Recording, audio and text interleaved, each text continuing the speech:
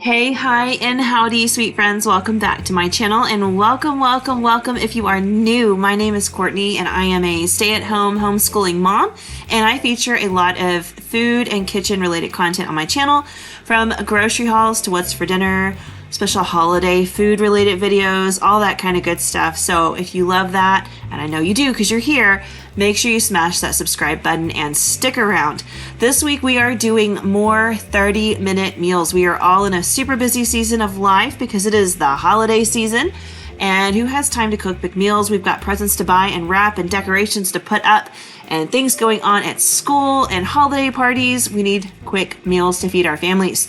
So let's get started with this fish. Oh my goodness, this was so good and so easy. It came together so fast. I'm linking the original recipe down below.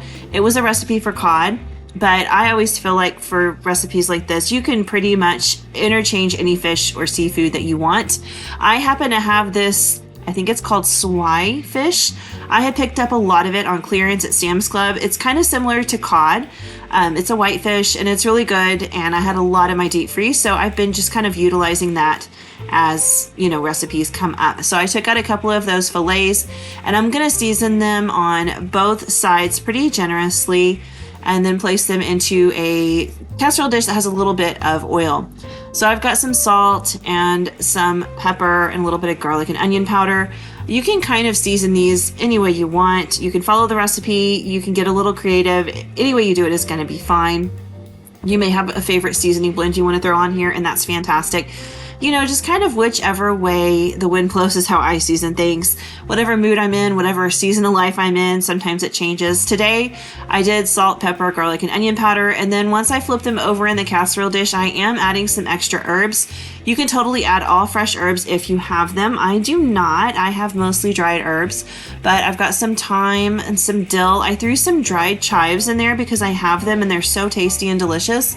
I did have some fresh parsley that I went ahead and threw on there, and I had a little bit of capers in my fridge, so I just kind of ran my knife through them to mince them up a little bit, and I threw those on there as well. And then I zested a lemon.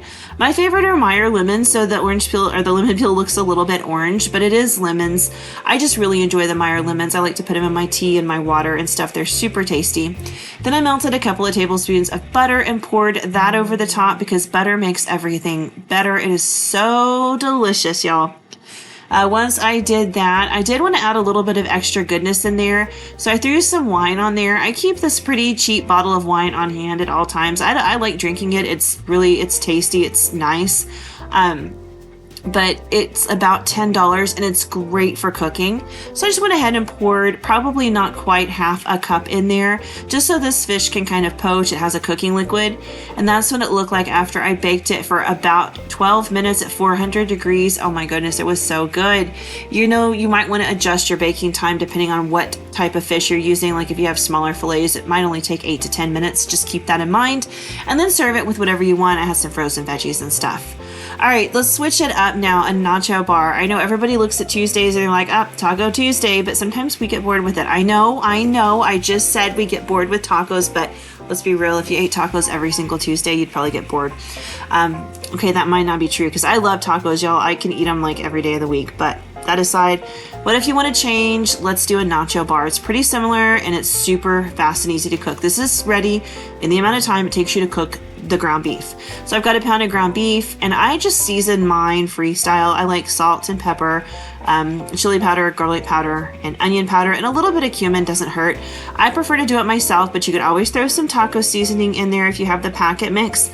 I just find that stuff to be so overpowering in flavor. I typically will just kind of season my stuff myself. I love some good flavor.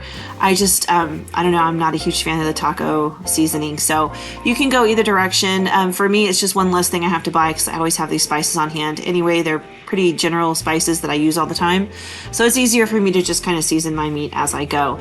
I make sure it's nicely crumbled, and then I put everything on the counter. I've got refried beans, sour cream, 2 types of salsa, some chips, some cheese, and some pickled jalapenos. I love pickled jalapenos. My son loves them. Gotta have them for a Nacho Bar.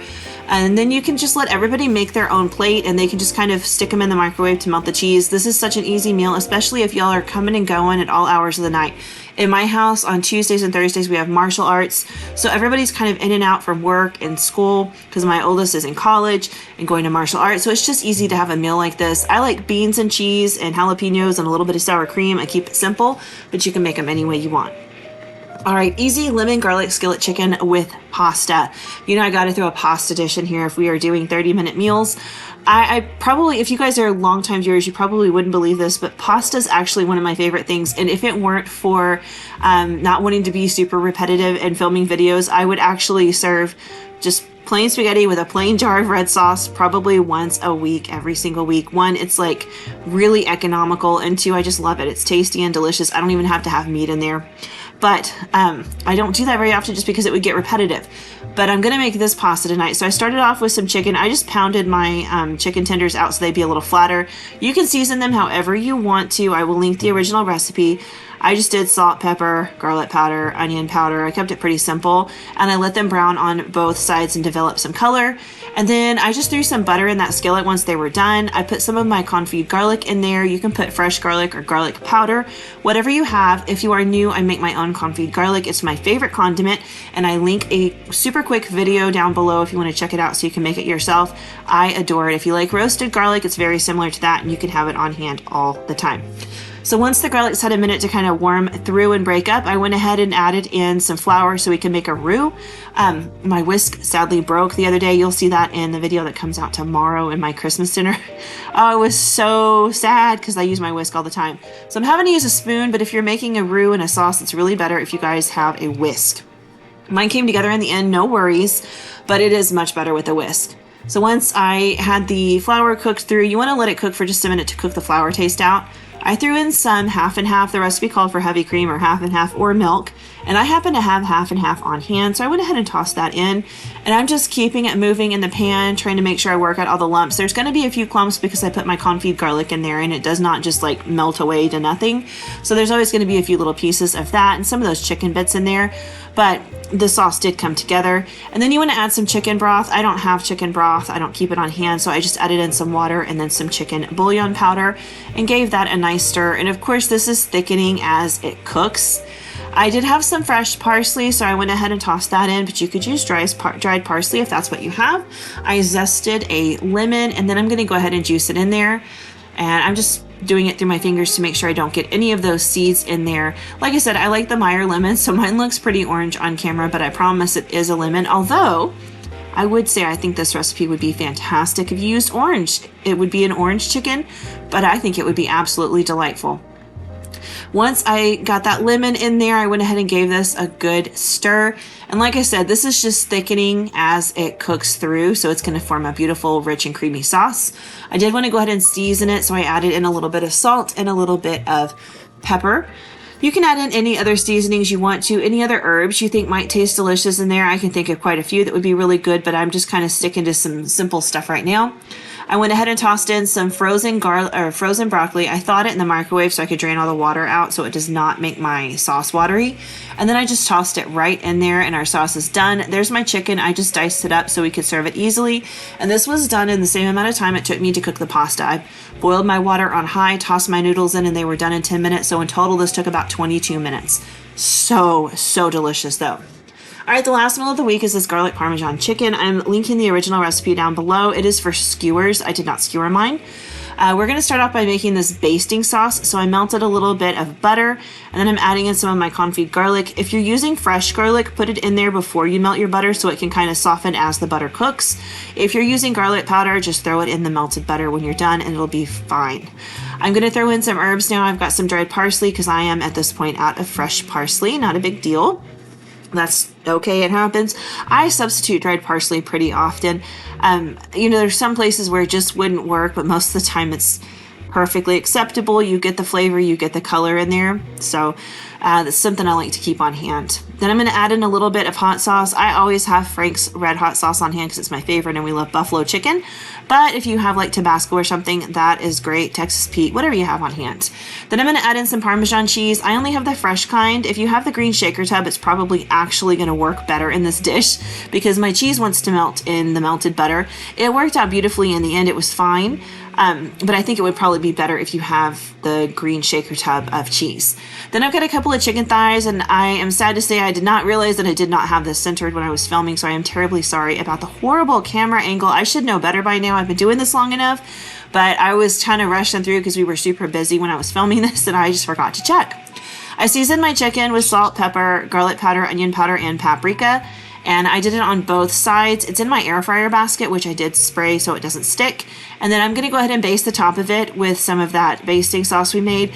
Now I did pull a third of it out into this little bowl. I don't wanna cross-contaminate with the raw chicken into my sauce because we're gonna be basting the whole time we're cooking. So make sure you do that. You wanna be safe.